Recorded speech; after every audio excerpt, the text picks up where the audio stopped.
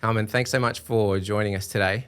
My pleasure. Thanks for having me, Mike. I've been a fan for a long time, primarily through LinkedIn. You're very active on social media, Yes. and it's really good work.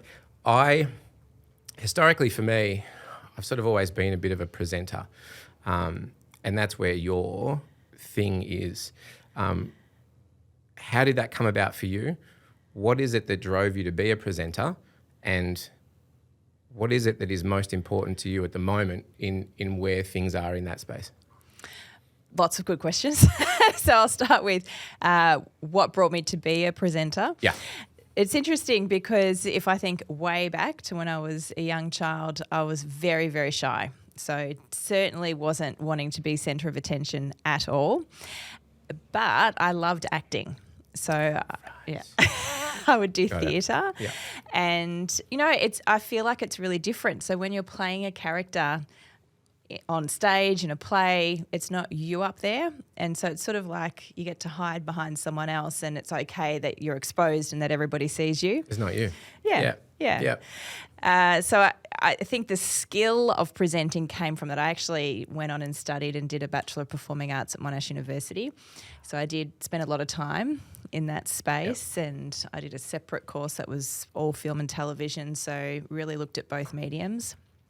But if I look at my business career, I worked for a large business. I actually just started on the shop floor, so 3 days a week. It was a part-time job when I was at uni. Yep. And when I finished, my boss said, "Oh, will you work full-time for us?" And I said, "No, I need to keep my days free for auditions." And she said, "Well, I'll do a deal with you. If your agent gets you an audition, I'll let you go. And other than that, you can work for us."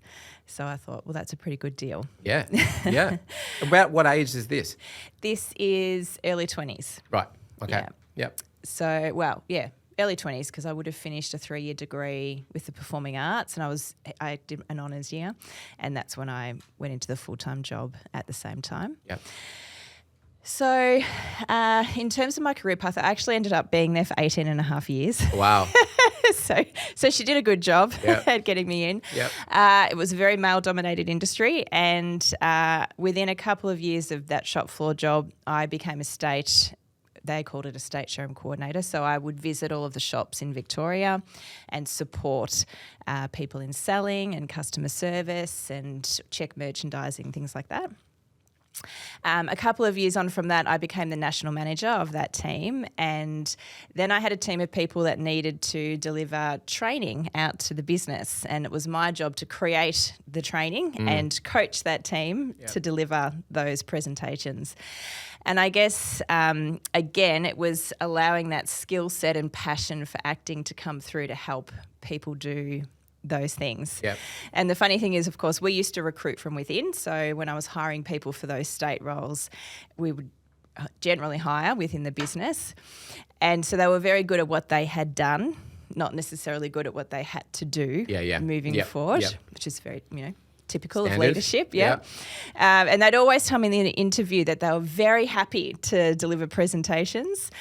And, of course, as soon as we got into the job role, that was the thing that they were most afraid of. And, we're going to throw up and all the typical things that happen when you have to speak in front of groups of people. Yep.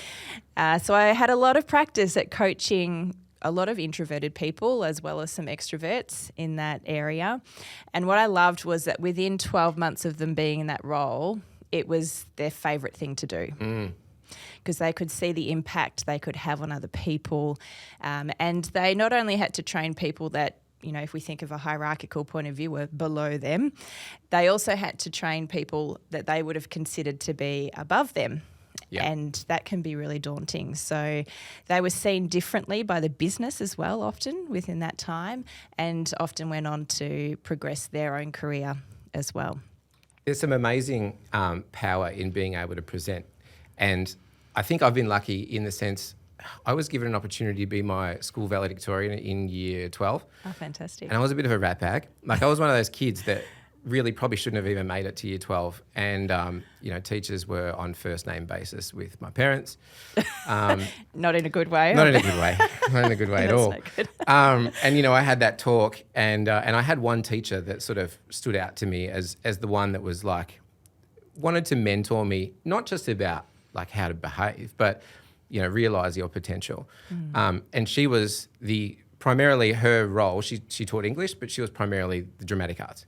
Okay. So again, someone that has that ability to be able to present and be able to perform and to see someone do something half good.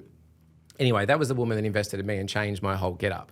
And she said to me, if you do well this year, I'll make sure that you're valedictorian at the end of the year. So I'm like, okay, well, let's do this. And it all happened, and it was a great day, but it was that moment for me where it's like I can do something that is getting up and being able to deliver in front of a whole bunch of people. When you realise how many people don't feel comfortable doing that, you realise the power that's in that. What do you think is the biggest inhibitor to people being able to get up and deliver? Such a good question. I think it's feeling like you're being judged by other people, and feeling like you're in the spotlight, so you're exposed, and so if you say something wrong, all these people are going to hear, and it's different for everybody. Is it a performance anxiety? Like, do you boil it down to that level of anxiety? I know I still get anxious. I get anxious when I'm anxious now. Like, there's part of me that's, but learning how to make that anxiety an empowering situation. I think people, great leaders that I've heard talk about understanding, turning your anxiety into excitement, and capitalising on that. Is that the way to get people feeling more comfortable about doing that sort of stuff? Yes, I think I call it turning your anxiety into energy. So when you're up in front of groups of people, you generally have to deliver with more energy than you would in a one-to-one conversation. And so if you can use that, the flight or fight reflex, it's the adrenaline that's pumping through your body to get some more energy out, that can be a really positive thing. And I think so if I go back to my acting days, I would always get nervous before going on stage, and I saw that as a good thing too. And if you didn't get nervous, it was generally a flat show. Yeah.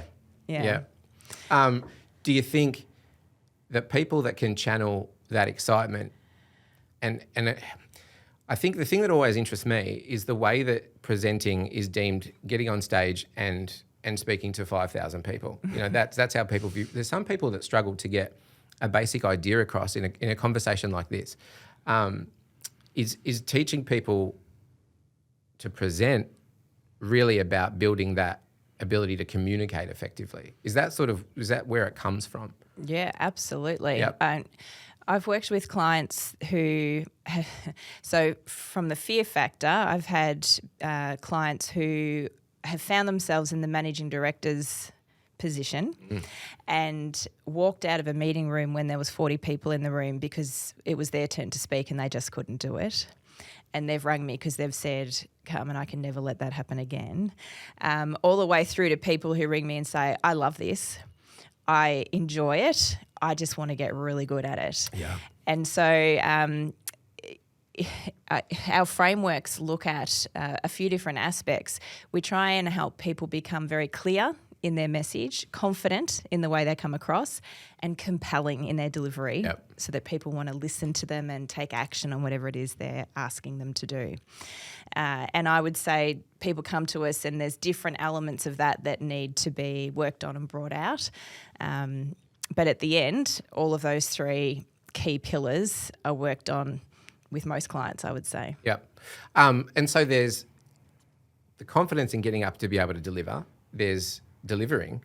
But the other aspects that are so important to how your delivery comes across, things like body language. Like, how do people manage good body language when they're dealing with that level of anxiety or that nervousness? And, we're doing these ones, or where do I put my hands? Like, what's the story there? Yeah. I know your body does some funny things, doesn't it, when autonomous, you're not watching, reacting correct. when you don't know about it. I think the beginning starts with mindset. So with some clients that are very, very nervous, it's about talking to them about what they're saying to themselves to start with. The client I was talking about before, she's actually now spoken on stage at industry events with hundreds of people in the room. But when she first accepted that first invitation, our next session, she said to me, Carmen, we've got to figure out what we're going to do when I have a panic attack on the day. And this was months out. And I said, oh, my goodness, okay. We're planning for it. Yeah, you've decided you're going to have one. What if you decided you weren't going to have one? Yeah. So there's mindset, and then there's awareness. So, no one likes being filmed, but if you want to find out if you're doing anything that's distracting with your body language, then get your phone out and film yourself practicing your presentation and just see what your body does. Normally when you're in flow, so when you're very clear on your message and you're comfortable and you feel like you're actually having a conversation with your audience, your body will do what it should do. Yeah. Isn't that like it's getting that rhythm? And my background historically, probably similar to yours, is music. So there's performance in that, and there's that, that confidence of being the performer, not necessarily the content, right? Like it was easy I was a DJ, so the content wasn't me. It was just me curating a playlist. But having that desire to want to perform and then getting hooked on that. That's the other thing with presenting. I think most people think that it's something they can never do. It's really like one hurdle to get over. And once you nail that level of confidence in the first one or two, it's addictive. Like it becomes this thing that's ever empowering, because it's not just about the ego. It's about now I can be heard and people take me seriously. Like that level of confidence is something that I think everyone should have, but obviously they don't. Yes. It's definitely not about ego. It's not about looking good. It's about getting the outcomes you want from what you're doing. And there's lots of different purposes and lots of different outcomes that people can want to achieve through speaking. Do you think it's important to find a balance? And this is one that I think I'm probably mildly attention deficit. If you look at just my track record of life, I like to find the shortcut when the shortcut can be found. I think when it comes to presenting, there's that, how much do I rehearse before I take away the organic nature or the improvisation feel of it, right? So where is the balancing point there? And is that an individual thing, or is there a way to flavour your presentation to make sure that it's still hot on the day and not overly scripted? So I've got a big answer to Great. to that one. Big answers are Very good. passionate. Go. All right. So when you learn how to play a sport, you go to training every week, generally, when you're younger. Did you ever play a sport when you were younger? I competed Brazilian Jiu-Jitsu. So Amazing. I train regularly. Because if you don't train, what happens if you don't train? You turn pretty sucky. Yeah, right. Yeah. Same with presenting. Yeah. It's a skill that you can learn. So I think you said earlier, some people think they can't do this. You can definitely do it. So it's a skill you can learn. And just like learning how to play a sport or learning how to play an instrument, you said you were into music as well. If you practice and you practice the same things over and over again, you're going to get really good at it, and you're going to move through the 4 stages of learning to the 4th one, which is unconscious competence. Yep. So you can do it without thinking. And I think, It's like almost muscle memory type of... So when you've practiced and presented enough, you can get up there and do things without thinking, so that you can be concentrating on your audience and the message that you want to give and what they're giving you in return, and I guess that's where some of those off-the-cuff moments can happen and be very organic. Yeah. I think sometimes people practice a little bit. So if someone rings me and they say, I've got a major presentation in a week or 2, I'm very hesitant to take them on, because you can get worse before you get better when you're learning new things. So you need to give yourself time to integrate and learn those new things and make them feel comfortable to then get a whole lot better. Yeah. Do you tend to script your stuff to a point where it's fully autonomous, or do you inject some casual stuff on the day? Like, is there an element to reading the crowd almost, in understanding how they want to receive information?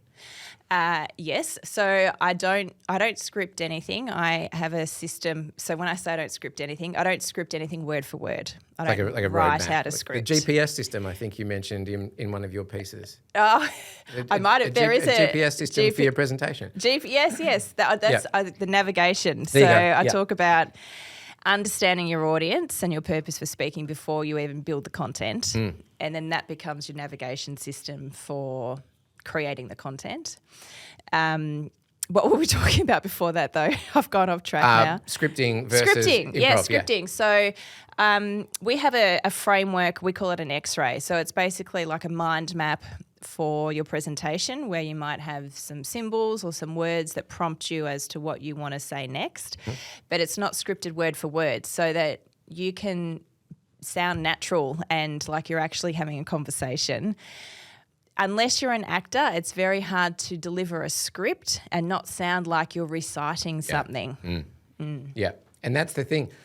I tend to go for the improv because I'm lazy and I don't want to, excuse me, over-prepare. But then that catches me out. And there's been plenty of times where I've got midway through something that's meant to be on point because I'm meant to be able to deliver. Yes. And it just goes off the rails. Yeah. So I think your point of having a roadmap, I'm getting better at doing that where, Great. okay, this is the way to plot things through. Well, I'll start with that question. Who was your biggest influence in getting you into a style of presenting? So who have you looked upon for world-class presenters? I'll take a bit of that and a bit of that, a bit of that. Okay, so no one famous. There was a lady who did training with me from the UK when I was in the business that I was talking about earlier. And she's the one that introduced me to this roadmap style prompt, I'll call it, that I'm talking about.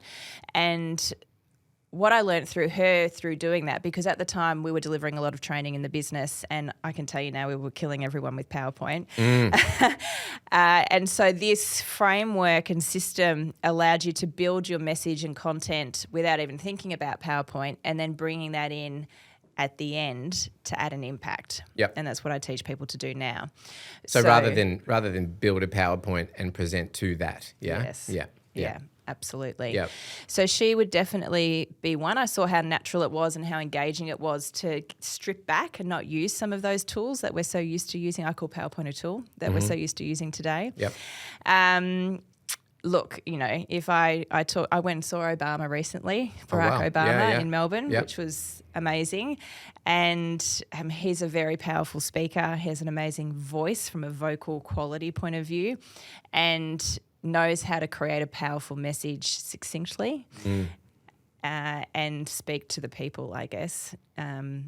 So he's amazing. Oprah, of course, is amazing. Captivating in those sort of, my biggest guy was Steve Jobs. Yes. And for me as a kid, just watching that guy, and Steve Jobs had the reality distortion field, right? So he just had this way of making you believe what it was he was saying. Whether it was good or bad, didn't matter. It was just like, yeah, I believe it, Steve. And it was that thing of, I think with Steve Jobs, it's that nature of just believing your content that much that there's not even an ounce of doubt in your delivery. And I think that was the thing that clicked for me, was you've got to know, if you don't know your script or you don't know your roadmap, you've just got to know your stuff. And if you know your stuff beautifully, you can normally talk about it for ages. So I feel like that's something else that that's really important for the nature of a speech going wrong. If you're halfway through something and you're starting to get to that point of panic, I've lost my way, what is the reset? Like how do we get to a point where we buy ourselves a couple of seconds or a couple of minutes to recompose? Well, firstly, pausing and taking a couple of seconds is completely fine. And one of the things that I demonstrate to clients all the time, because people tend to panic when there's just a moment's silence. You got to fill that gap. Speech. Yeah, got to fill the gap. Got to fill. Everyone's waiting for me to speak. Yeah. And so again, doing work with clients in groups is really powerful, because everyone that's sitting watching can reinforce to the person that's speaking that the gap actually works really well. And you give the audience time to think about what you've just said, and they don't think it's weird that you're silent for a few seconds. Yeah. I think that's the thing that always comes up, is you're the one that thinks that silence is a problem.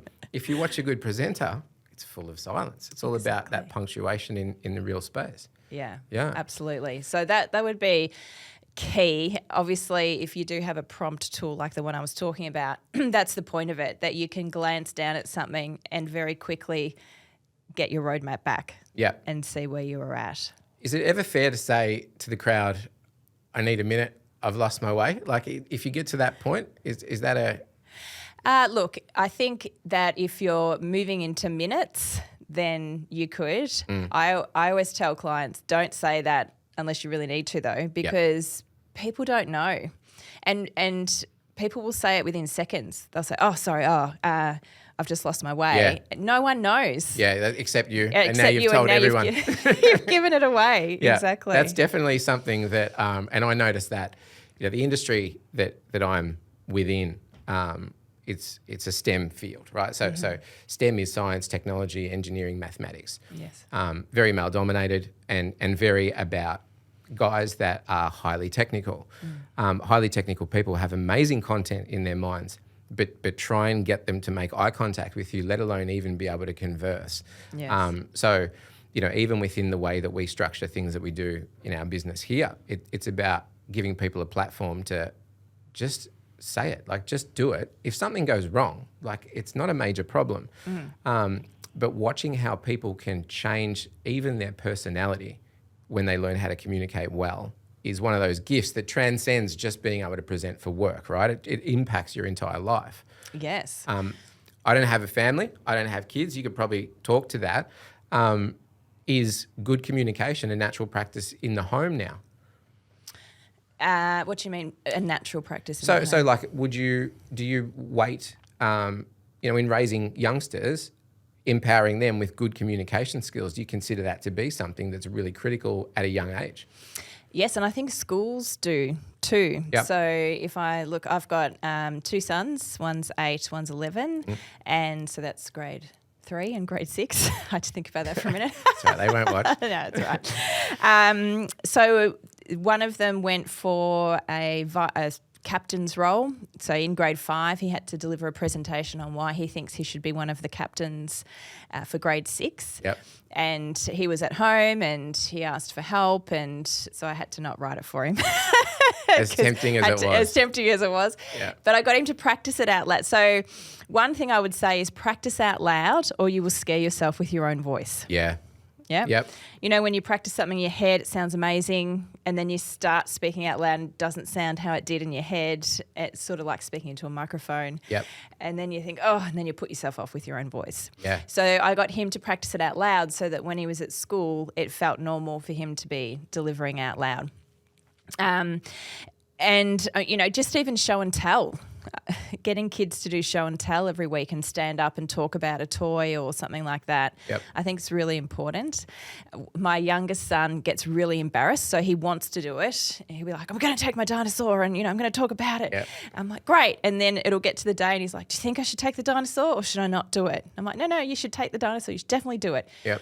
I don't know if I can stand up. I don't know if I can do this. And Self-doubt, hey? yeah, it's Yeah. amazing. So Yeah. I think, encouraging kids to stand up and speak in front of others is great, because the more normal that is for you, the better you're going to be when you get into business and have to do it. Yeah, yep. And that's a really good segue into, the other reason that I'm really excited to talk to you today. You are an amazingly competent speaker, really great at presenting, but you've also built this little empire for yourself in an entrepreneurial fashion. Tell me about entrepreneur life with family, with all the responsibilities that come. Again, my mind can't comprehend. I'm not married. I have no children. So work bleeds into a lot of my life. Weekends, weeknights, 3 a.m s, when you wake up and you got running thoughts. How do you hold all that together, and how do you manage to build a lucrative business and do all the other things that need to be done? Yeah, good question. I was dreaming last night about a new program. Oh, good. So maybe I do the 3 a.m. as well. Yeah. Look, it's challenging. I'm not going to say it's easy. I think you have to be really passionate about what you do to want to do it. Speaking about Steve Jobs, I saw a little snippet on some social media platform recently where he was being interviewed, and they said to him, you always say you have to be passionate about what you do to be in business. Why is that? And he said, well, because it's hard. So if you weren't passionate about it, you'd give up, which is why most businesses fail. And you'd be an idiot not to. Yeah. You'd be crazy not to, because it's so hard. So I agree with him on that. There's many times where I've gone for walks thinking, what am I doing? What am I doing? Do I really want to do this? And so far the answer's never been, no, I don't. I want to keep going. So that's been good. But in terms of balance, I think that, you can only do what you can do. So I try my best to be there for the boys and support them. My husband's very active as well and does a lot at home, so that's very helpful. Pay for people. I pay for a cleaner, for instance, so that I don't have to be cleaning it at 5 o'clock on a Saturday morning. And laugh at some of the things that happened. So, for instance, if I think back to childcare days, I went back to work because I was in a leadership position. My kids were both 6 months old when I went back to work full time. And back then there wasn't the flexibility that there is today, especially post-pandemic. And so, I would turn up to childcare at 6:30 in the morning and realise that neither of them had any shoes on. Yeah, good. Yeah. At least they were in the car. I know. That's a bonus. I'm like, oh my God. So I walk in and I think the desperation on my face said it all. I said to the carer, they don't have any shoes today. Is that going to be an issue? And she just looked at me. She's like, I think it's going to be okay. I'm like, great, because I couldn't go home. I had to get to work to a meeting and I was going to be late if I didn't do that. So, and then I walked in and I think I told some of the people in the office, the young girls nearly died. And looked at me like, you're a bad mum. And then some of the older ones just laughed and thought it was funny. So you've got to be able to laugh at yourself. Yeah, and So you've had a lengthy career both in corporate work, in performance and then in entrepreneurship. Do you find, was there a shift that happened where knowing that you were having a family that you needed more time that worked for you, and so is that a natural progression out of the corporate world? Like what drives that decision making? Yes, it was probably a combination. So by the time I left to start my business, I think my oldest son would have been around 6 years old. So I had done a good 6 years with young kids, and no sleep, I would say, would have been the biggest barrier. So it was a combination of needing a new challenge after being in the same place for 18 years. And the flexibility has been fantastic. I had to teach myself, though, how to use it because I was so used to have to get up at 5, have to be at work, by 7, or, have to stay there until at least 5 or 6 before you come home. And so I was replicating that in my own business early days. Just trying to work to a routine, lock set of it. Yeah. And I think I was doing it unconsciously. I just thought that was what hard work was and that's what I had to do. And that's not how my business looks today. So if I need to go and do something for the boys, like drop them at soccer or something, I'll do that at 3:30, 4 o'clock. And sometimes I'll be on my laptop in the car, or I'll, jump back on the computer late at night, and that's okay. And I might not start till 10 a.m. sometimes because I want to do a workout and get, some fitness back. And it took a while. How do you flick the switch to turn off?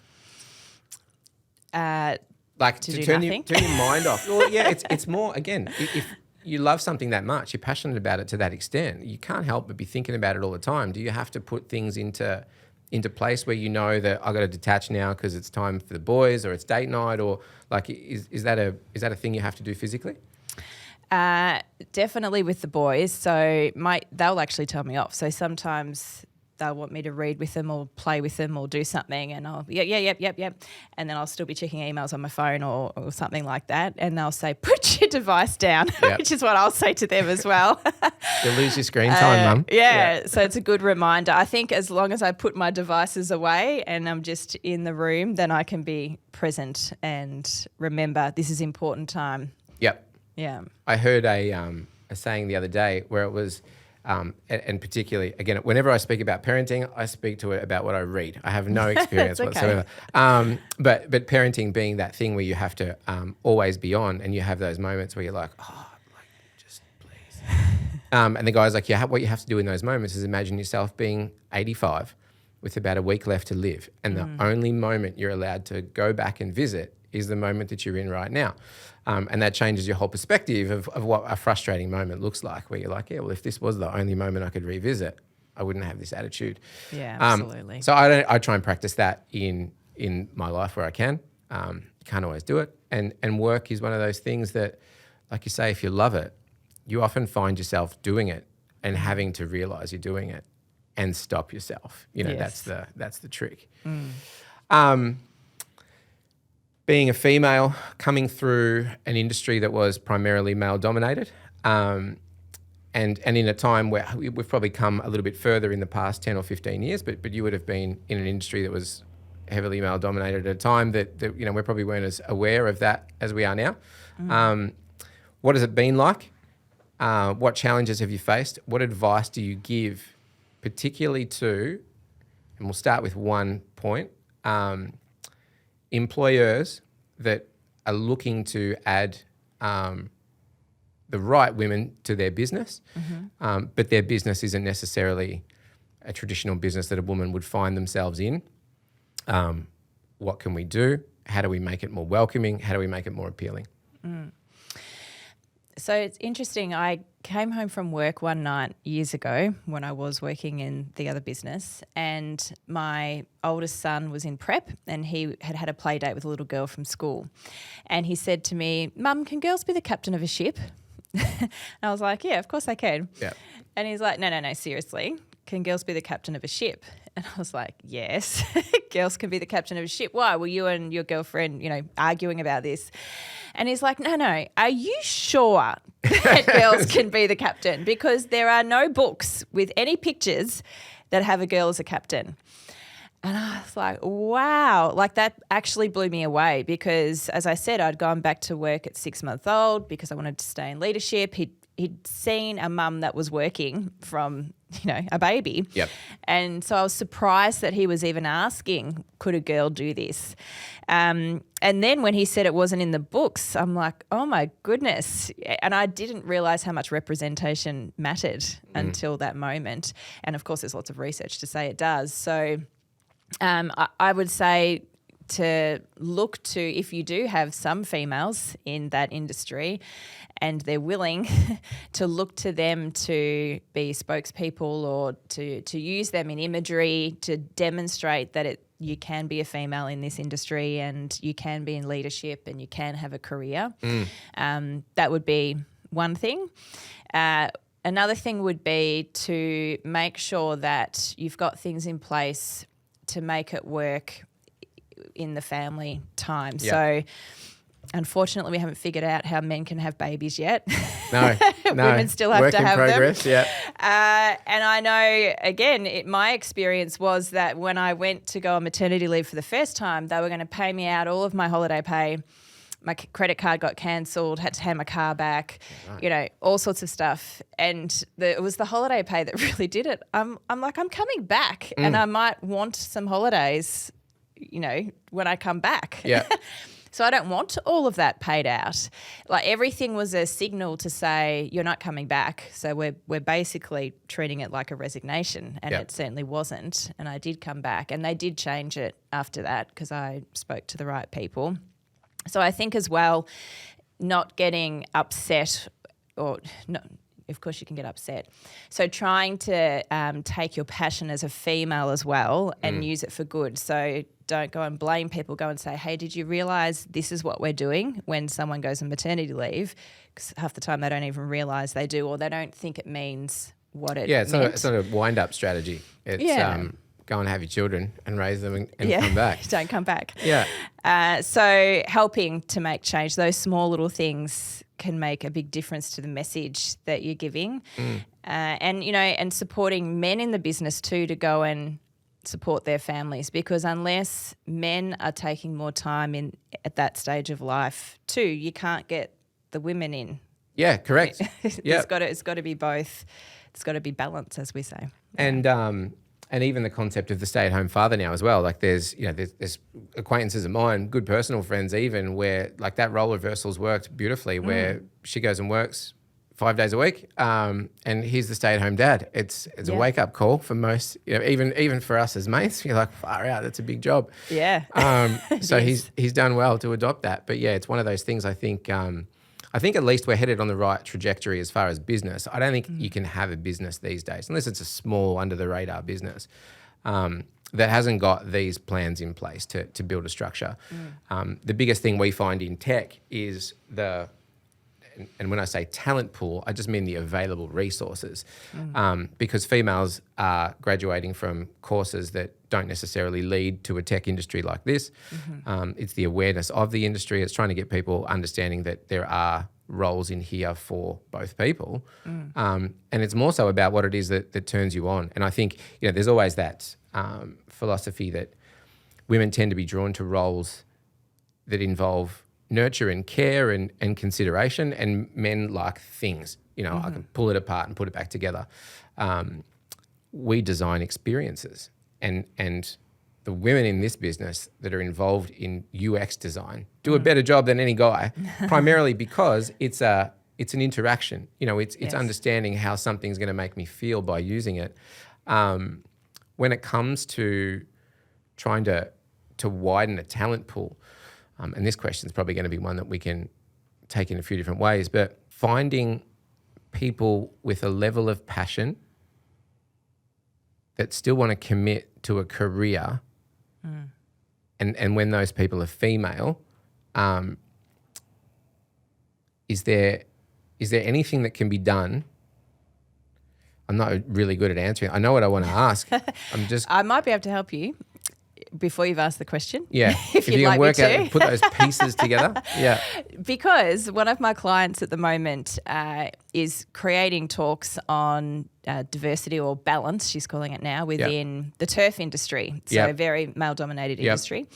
And we were working this morning actually, and she's found there's this video that shows primary school kids and images they see of people in different roles. And I think from memory they were asked if they were looking forward to these people coming to talk to them. So there was going to be like a fire person and a astronaut and a doctor and, a few different types of jobs.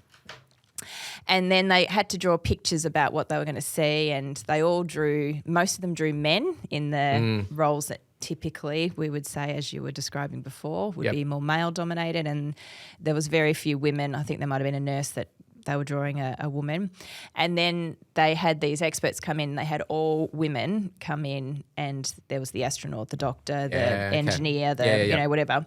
And the kids were all shocked. And so they asked them, how come you look surprised? Oh, I didn't think a girl did that. Or so from that very early age, there's an unconscious bias, I guess, being created just because of what's being seen.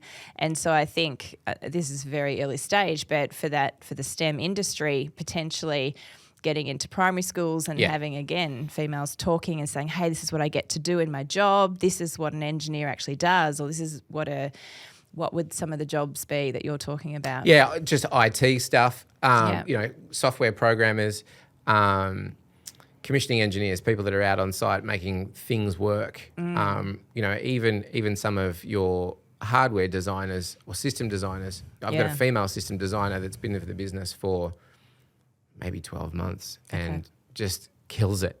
You know what I mean? Like it's because again, it's that desire to want to commit and do well. Let's say there's females now that are in the business, and then the next challenge is females that want to progress in a business that is male dominated. For women that are looking for the next step or looking to better able themselves to make that step, what's the advice? What are the things to do? So I think other than what we've already spoken about, if they're choosing to have families, etc., because I think that is a big hurdle that slows women down or creates a pause. I think it's about upskilling in things like public speaking, to be honest, and presenting. I know it's a very biased point of view. Well, that's sort of the circle that I'm coming back to. It's that thing of being able to deliver. Stand up correct. And deliver. Yes, I had to deliver in front of rooms full of men, and the industry I was in had plumbers, builders, architects and designers, and you can imagine they're three very different segments in terms of who you're delivering to. But even leaders, I was often in a meeting room or boardroom with all men and just me, or all men and just me and one other female. And I think that actually has set me up for the business I'm in now, because when I'm out delivering, if I'm doing groups, still in leadership teams, the majority are men. Yep. And so I don't feel uncomfortable presenting in a room full of men. But some women do. And unfortunately, the only way to get over that is to do it. Yep. And realise that they probably want you to do well. Like, that's what I say about all audiences. There's not many audiences sitting there thinking, gee, I hope this speaker's terrible. Yeah, correct. It's much better for them if you're good. If you're good. Yeah, that's right. And I think too, it's that confidence that comes with being able to deliver as well, because again, there's this weight over most industries where we're still shedding that, that old way of thought that we've been speaking to. But for women, I noticed that women are hungrier than ever to progress their careers when they're locked into a career. And so, successfully platforming those women and giving them a voice to be heard, and then allowing them to be able to deliver on what it is that you want them to do. The other thing that men have this natural tendency to do is to promote a woman and then tell her how to do her job. And I see that a lot, in particular industries. And I think, again, it's like anything. If you're going to let someone succeed, you have to let them fail too, right? So, it's not about trying to point any of that stuff out. What is the hardest thing about being an entrepreneur? Well, having come from running national teams and being able to delegate, Okay. Yep. I used to love, people would come up with new ideas and you'd say, that's a really good idea. Why don't you trial that? Why don't you create it and trial it and we'll see how it goes? So wearing all the hats, you're the marketing team, the sales team, you're the delivery team, and, operations or optics, looking at the data, figuring out how to do things better, making sure it's profitable. So that would be the biggest challenge, I would say, and realising that what you set out to do, your passion, is not going to be what you're spending the most time on necessarily while you're growing a business. If you can't sell, then don't be an entrepreneur. Yeah, that's the or thing. learn how to do it. It's the one thing you can't escape, right? You've got to be able to sell it. Absolutely. If you were to meet 14-year-old Carmen on the street, what advice would you offer? What advice would I offer? I've always been very determined. So I guess I would say you're going to have hard times. You're going to fail. Sometimes It's going to be hard times and it's not going to feel great. And just know that you can get yourself through it. And that on the other side of it, there's usually something great waiting. Good. I would tell myself, stop being such a smart mouth and listen to what the adults are saying. Because I was one of those kids that was like, what are you talking? I know what's going on. You don't have to tell me. See, I was a good girl. Yeah. I became better. I wasn't great at the start. But that's all right. I worked that out. In the concept of performance, so now we have all the tools that we need. We're relatively confident in performing. And this sort of sings more to what it is that you offer through your business. How do we then get to sensei level? Like, how do you become with the basic set of tools, and what platforms do you offer that help people get to that point? Because I know you've sort of got a get started now sort of solution where you can jump right in, learn the basic skills and get confident, and then it's like, right, now we're going to the extreme. Talk us through that. Yeah. I like sensei level. That's important. So we call it the Elevate program. Yep. And basically, once you've gone through the foundation program that you were talking about and understand our framework and how to research, build and deliver a presentation that's going to have an outcome and an impact, then it's about continuing to practice those skills. And so I sort of see it like I'll become your personal trainer for presentations, where, if you've ever been to a gym and had a personal trainer, you're doing well and you get to a certain level, and then they'll realise that that's easy for you now, and then they tweak something and just make you do it slightly different, and you're like, oh, that hurts that muscle a whole lot more. And so that's what I see with presentations. You've got to meet people where they're at. So get them to have a quick win. Normally, most people can get a quick win from where they're at, and then it's about taking them through those 1%ers that get them to sensei level over a period of time. And your sessions, you'll go into a business and it's hands-on, right? So we're talking workshops, we're talking role play, all the scary stuff that people don't necessarily enjoy, but critical to get to that outcome. For those that want some quick skills here and now, what are the options? So either there's the corporate option, as you said, where I can come in and work with. I generally do small teams so that you can get the practical element, so up to 6 people in a group, or you can come and work with me individually, so private coaching. And generally those clients need to speak for multiple reasons. So within the business, leading teams, they're getting asked to speak at industry conferences, speak on panels, pitch to clients, all of those things. It's multifaceted, and we can work through all of that together. Awesome. We are going to have all the links and all the information for anyone that wants to follow up with yourself after. I want to say thank you for coming out and spending the afternoon. My pleasure. This is going to be good. It's been really good to speak to you in person. I've been a fan for a long time, so it's great to finally meet you. And let's do it again sometime. Sounds good. Great to talk to you in person too, Mike. Thanks, Carmen.